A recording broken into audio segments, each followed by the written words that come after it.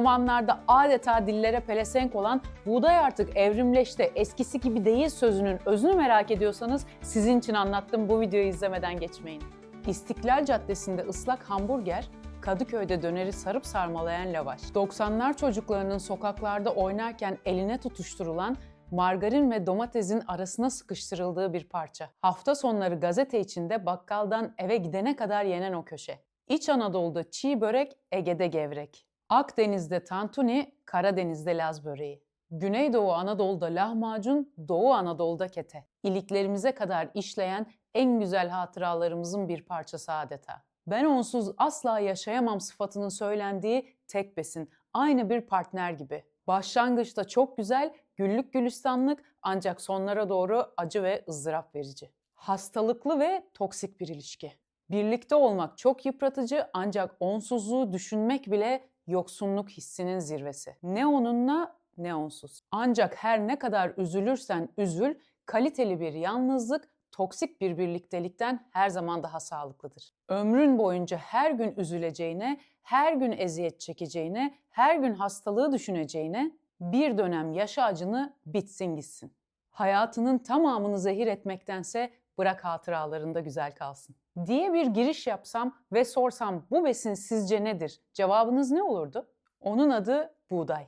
9 senelik ketoyosu olarak sağlıklı ve sürdürülebilir yaşam serüveninde bu hafta buğdayın tarihini anlatıyorum. Hazırsanız hadi gelin başlıyoruz. Buğday dediğimiz zaman aklımıza ilk gelen besin ekmek. Hemen hemen her dinde ekmeğin yeri kutsal kabul edilir. Açlık ve yoksullukla bağdaştırılarak her zaman bolluk ve bereket anlamına gelen ekmek için dua edilir. Eminim şu sözlere hepimiz aşinayız. İnsanların ekmeğiyle oynama. Ekmek parası için çalışıyoruz. Yanında ekmek ye, ekmek yemezsen doymazsın. Tabağını ekmeğinle sıyır, yemek artığı kalmasın. Yere mi düştü ekmek? Al, öp, başına koy.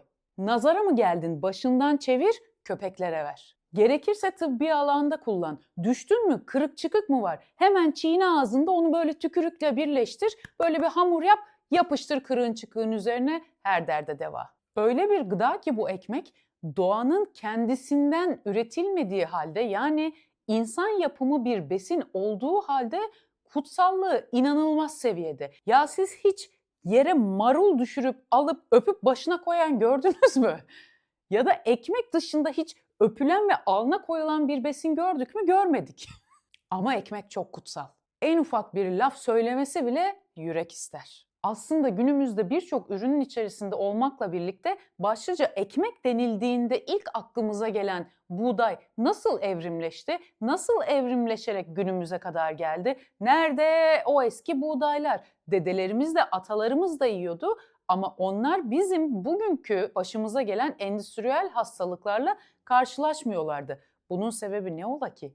Eskiden buğdaylar kehribar renginde uzun uzundu. Şimdi ise hareketleri daha stabil, yaklaşık 45 santim boyunda cüce buğdaylar yetiştiriliyor. Elbette ki bu genlerin değişmesinin bir bedeli oldu. İnsanlığın ilk döneminde hasat edilen yabani buğdaylardan bugüne buğdayın insan eliyle değiştirilmesinin yanı sıra 25 binden fazla türe dönüştürüldüğü iddia ediliyor. Hristiyan, Müslüman ve Yahudilerin dünyada boy göstermesinden önce Mısır, Helen ve Roma imparatorluklarından da önce Natufian adında bir medeniyet vardı. Natufian kültüründekiler yenilebilir bitkiler yetiştiren ilk insanlardan bazılarıydı. Bu medeniyette yaşayanlar buğdayı elde öğüterek lapa halinde tüketiyorlardı. Ekmeğin mayalanması ise binlerce yıl sonra gerçekleşti. Bugünün topraklarında Suriye, Ürdün, İsrail ve Irak olan bölgelerde yarı göçebe olarak yaşıyorlardı. Avladıkları hayvanlarla ve doğada yetişen bitkilerle besleniyorlardı. Geniş alanlarda bol miktarda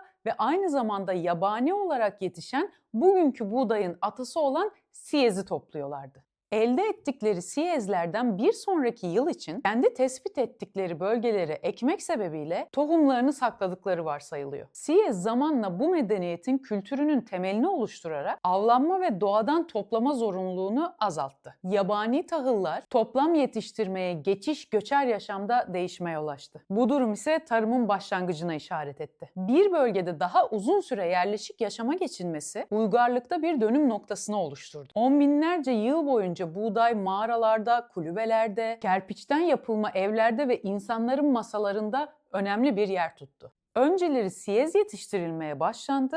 Daha sonra bunun yerini kavulca buğdayı ve daha sonra Triticum aestivum aldı. Aslına bakarsanız 17. 19. ve 20. yüzyılın başlarındaki buğday aynıydı. Hemen hemen 1,5 metre boylarında kehribar renginde başaklar görülürdü. 20. yüzyılda buğdayın öğütülmesi mekanik bir hal aldı ve bununla birlikte daha iyi un çeşitleri üretilmeye başlandı.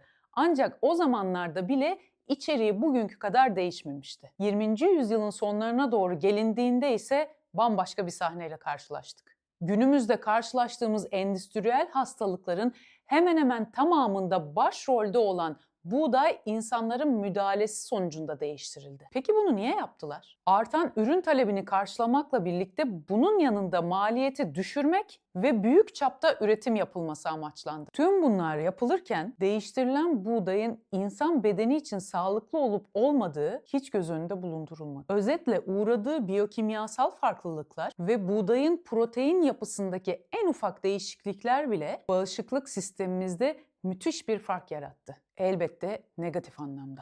Başlangıçta yabani olan ve sonra da ekilerek yetişen ilk buğday, tüm buğdayların atası olan siyez buğdayıydı. Siyez yalnızca 14 kromozom içeriyordu ve buğdayın en basit genetik türüydü. İlk siyez bitkisinin yetiştirilmesinden kısa bir süre sonra doğuda siyez başka bir yabani bitkinin doğal karışımı olan kavılca buğday türü ortaya çıktı. Bu işlemden sonra ortaya çıkan buğday 24 kromozoma sahip oldu. İlk yazı dilini kullanan Sümerlerden kalma on binlerce çivi yazılı tablet var. Buna dayanarak M.Ö. 3000 yılına ait bu tabletlerde havanda ya da elle döndürülen tekerleklerde öğütülen kavılca buğdayının unundan yapılmış ekmek ve hamur tarifleri yazılmış. Öğütme işlemini hızlandırmak için o dönemlerde karışım kum ekleniliyormuş, ancak bu kumlar Sümerlerin dişlerini aşındırıyormuş. İlk başlarda ekmeğin mayalanması binlerce yıl sonra gerçekleşti demiştim ya, ekmeğin kabarması için maya kullanmayı ilk öğrenenler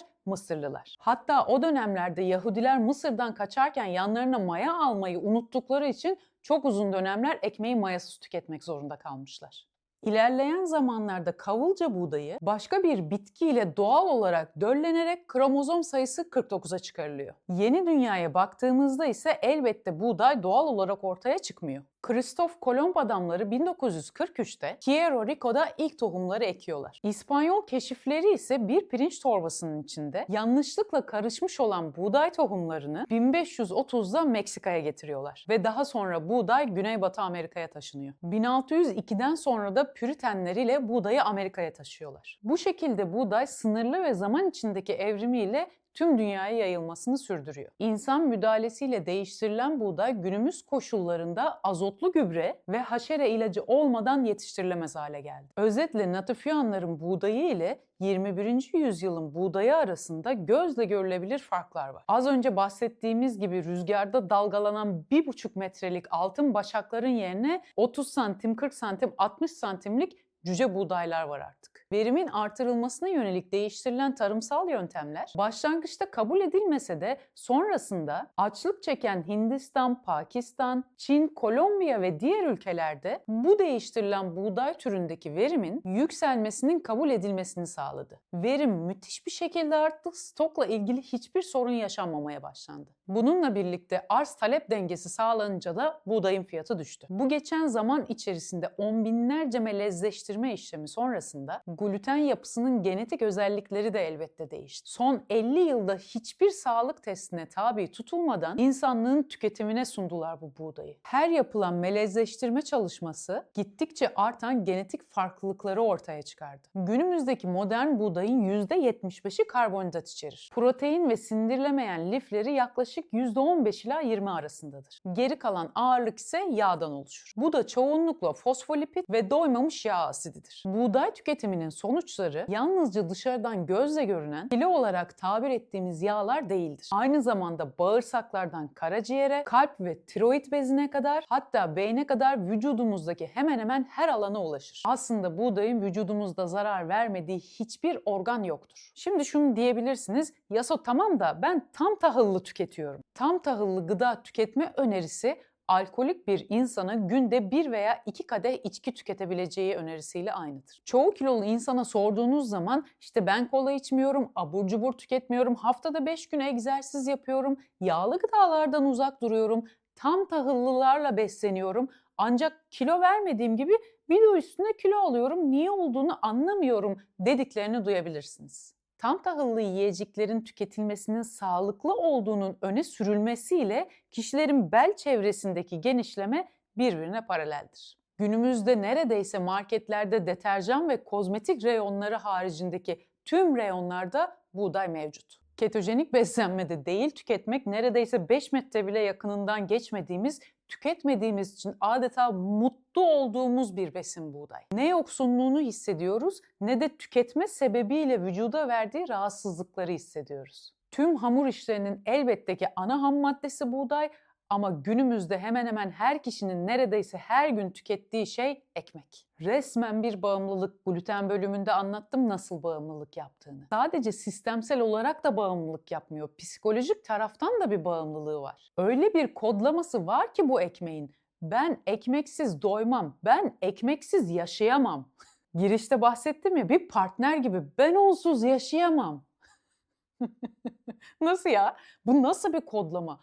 Bu nasıl kuvvetli bir kodlama, düşünebiliyor musunuz? Ben onsuz yaşayamam diyor. Bu cümle öyle bir cümle ki, öyle güçlü bir cümle ki sadece bizim ülkemizde, bizim kültürümüzde ya da sadece Orta Doğu'ya özgü bir şey değil. Evrensel bir cümle bu. Önceki yaz Meksika'da Tulum'da bir kadınla tanıştım. Orta yaşlarda bir kadın. Amerika'da yaşıyor. Eski eşi de Almanmış. Sohbet konu döndü dolaştı. Yine beslenmeye geldi. Sohbetin içinde ben varım çünkü. Bak kadın aynı cümleyi kurdu bana. Ben ekmeksiz yaşayamam dedi. Biliyorum zararlı olduğunu. Vücudum için iyi bir şey tüketmediğimin farkındayım ama ben onsuz yaşayamam dedi kadın ya. Bilginin bununla ilgili çok güzel bir sözü var. Yeri denk geldiği zaman her yerde kullanıyorum. Kadına dedim ki onsuz yaşayamayacağın tek şey oksijen. Şöyle bir an bir durdu. Ha dedi, doğru söylüyorsun ya dedi. Ya hiç fark etmemiş bile. O derece bir bağımlılık işte. Ertesi sabah kahvaltıdan sonra denk geldik. Uzaktan bana böyle yapıyor. Bu sabah bir dilim yedim. Bana rapor veriyor. Bana ne istiyorsan bütün sepeti ye, zararı kendine. Bir dilim yedim diyor, bir dilim. Bravo dedim, süpersin. Bu bölümün sonuna gelirken sizlere buğdaydan ve ürünlerini tüketmekten uzak durabildiğiniz gerçek anlamda sağlıklı bir gün diliyorum. Haftaya görüşmek üzere. Kendinize iyi bakın. Buğdaydan uzak durun. Hoşça kalın. Kaju bay bay yap. Bay bay Kaju. Hoşça kalın.